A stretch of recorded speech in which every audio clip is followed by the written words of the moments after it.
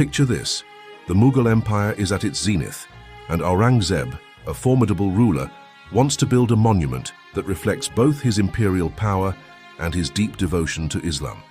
He also wanted to commemorate his military victories, especially against the Maratha king, Chhatrapati Shivaji. The task of bringing this grand vision to life was given to his foster brother and the governor of Lahore, Fidai Khan Khoka. Over 2 years, from 1671 to 1673, this architectural marvel rose from the ground. The location itself was a masterstroke of political symbolism. The mosque was built directly opposite the Lahore fort, with its main entrance facing the fort's newly constructed Alamgiri Gate, also built by Aurangzeb. This wasn't a coincidence. It was a powerful statement, visually linking the two centers of power, the state and religion. Imagine the emperor proceeding from his royal residence in the fort, through the Alamgiri Gate, and directly into the Grand Mosque. It was a procession of absolute authority.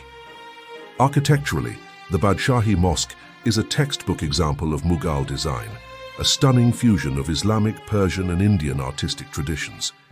Its design owes a lot to the Jama Masjid in Delhi, which was built by Aurangzeb's father, the famous Shah Jahan.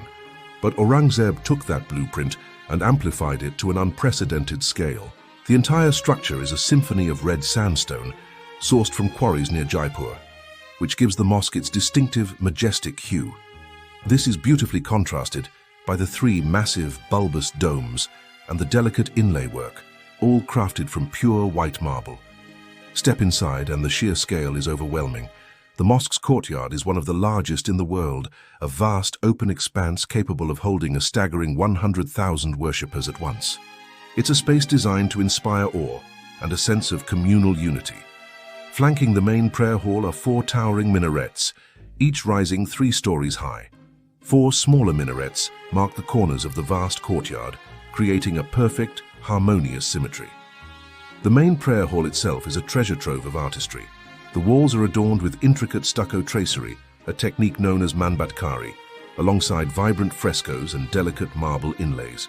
Every inch of the interior was designed to elevate the soul and draw the eye heavenward.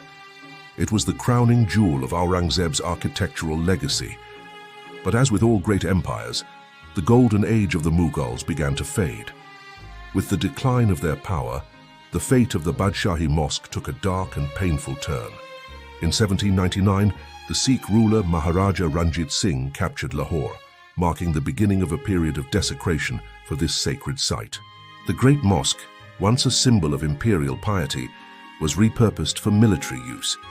Its vast courtyard, where thousands had once bowed in prayer, was converted into a stable for the army's horses and a training ground for soldiers. The small study rooms, or hujras, that lined the courtyard became living quarters for troops and storage depots for military supplies. The disrespect reached its peak in 1841 during the First Anglo-Sikh War. Ranjit Singh's son, Sher Singh, committed an act that was seen as the ultimate violation.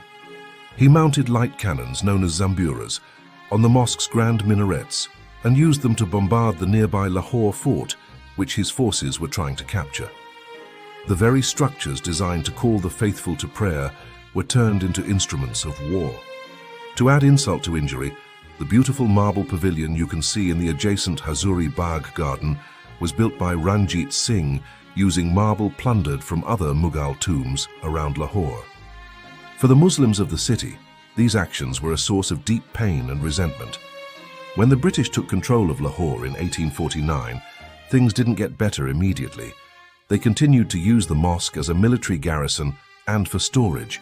Fearing that the grand structure could be used as a rallying point for anti-British resistance, they even demolished a portion of its outer wall. For decades, the Badshahi Mosque, this masterpiece of Mughal art, stood silent and violated, its original purpose forgotten, its sanctity defiled by successive rulers. It was a tragic chapter in the mosque's long and storied history. However, the spirit of the Badshahi Mosque was not extinguished. A growing sense of outrage among the local Muslim population eventually led to a change. In 1852, the British, recognizing the deep cultural and religious significance of the site, established the Badshahi Mosque Authority. Their task was to oversee the restoration of the mosque and officially return it to the Muslim community as a place of worship. This was the first step on a long road to recovery. The real extensive restoration work, however, didn't begin until much later, in 1939. This massive undertaking was funded by the Premier of Punjab, Sir Sikandar Hayat Khan. It was a painstaking process that would span over 2 decades, continuing long after the creation of Pakistan. The restoration was finally completed around 1960, at a cost of nearly 5 million rupees at the time. The mosque was meticulously brought back to its former glory, with its intricate carvings repaired, its frescoes restored, and its structural integrity secured. After Pakistan gained independence in 1947, the Badshahi Mosque was embraced as a powerful symbol of the new nation, its identity, and its rich Islamic heritage. It represented a connection to a glorious past and a hope for a vibrant future. This newfound status was cemented on the world stage in February 1974.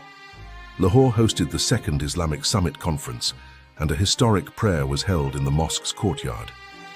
39 heads of state and leaders from across the Muslim world, including King Faisal of Saudi Arabia, Yasser Arafat of the PLO, and Muammar Gaddafi of Libya, stood shoulder to shoulder in this iconic setting, broadcasting a message of unity to the world.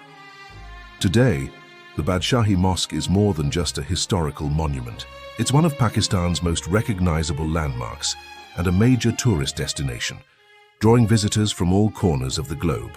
It remains a vibrant, active place of worship, where thousands gather for daily and Friday prayers, and the courtyard overflows during major festivals like Eid. Furthermore, a small museum housed within the mosque's main gateway contains sacred relics, including hairs believed to belong to the Prophet Muhammad, peace be upon him, and other items associated with his daughter Fatima and his son-in-law Ali, adding another layer of spiritual significance to the site. From an emperor's grand statement to a desecrated military base, and finally, to a resurrected symbol of national pride and faith, the Badshahi Mosque has witnessed the rise and fall of empires. It stands today not just as a testament to Mughal genius, but as a symbol of resilience, a place where history, art, and faith converge. Thank you so much for joining me on this incredible journey through the history of the Badshahi Mosque. If you enjoyed this video, please give it a thumbs up, and don't forget to subscribe and hit that notification bell so you don't miss our next adventure. Let us know in the comments what other historical landmarks you'd like us to explore. Until next time, stay curious.